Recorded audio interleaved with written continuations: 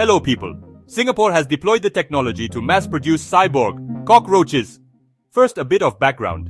In December 2024, Professor Hirotaka Sato and researchers at Home Team Science and Technology Agency, Class Engineering and Solutions at Nanyang Technological University built a prototype automated assembly line that converts alive Madagascar hissing cockroaches into remotely guided alive hybrid roach bots for search and rescue missions. The system uses computer vision to implant tiny bipolar electrodes into the cockroaches and circuit boards inside small backpacks strapped to them. This assembly line completes one roach bot approximately every 1 minute and 8 seconds, about 3 times faster than manual preparation, and the backpacks are designed for easy removal after use. Lab tests showed the roach bots were speed modulated, made guided sharp turns of over 70 degrees, and a 4-roach bot swarm scanned over 80% of a cluttered test area in 10.5 minutes. Sato and the researchers say the assembly line can potentially produce thousands of cockroach hybrid robots on demand. These hybrids are around 2 to 3 inches long, or around 5 to 7.5 centimeters long, and crawl under their own power, while human operators steer them by delivering brief, low-voltage electrical pulses via a radio ink through the implanted electrodes.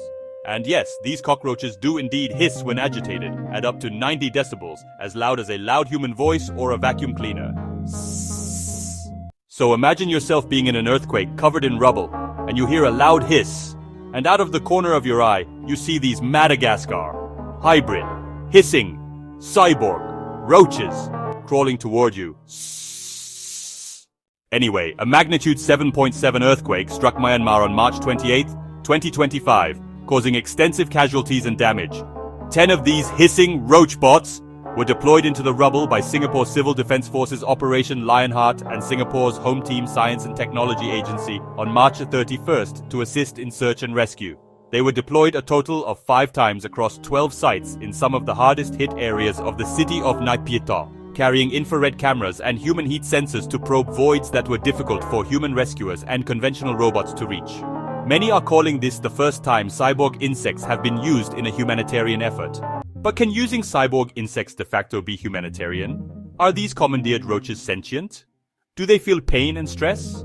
Research is ongoing, but because all animals on Earth evolved to avoid noxious stimuli, and insects appear to experience some forms of aversion or pain-like states, some ethicists urge the use of harm-reducing practices, such as refining animal husbandry, limiting the numbers of insects used, minimizing invasiveness, reducing stimulation intensity and duration, and favoring reversible interventions, such as removable backpacks, as the researchers in Singapore do. Perhaps an odd stance in the face of a global war on insects, as in 2025, animal welfare, and especially insect welfare, is still a largely overlooked and ignored concept. Nevertheless, animal ethicists call for prudence, even in the consideration of cyborg cockroaches. Use the lowest effective stimulation, ensure the removability of hardware, and practice welfare-minded protocols, even when and where not legally required. In other words, don't step on a dog just because you don't like the way it looks. Same goes for a Madagascar hissing cockroach, cyborg or not.